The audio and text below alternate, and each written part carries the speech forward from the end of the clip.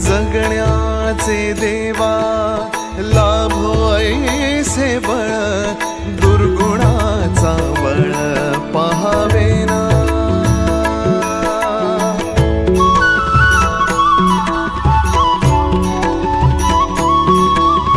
तुझ्या दारी दावी पांडुरंगी तळ उन्मादाचा मळ झाकवेना। विठ्ठलाची आस वाढावी सरळ विषाचे गरळ टाकवेना।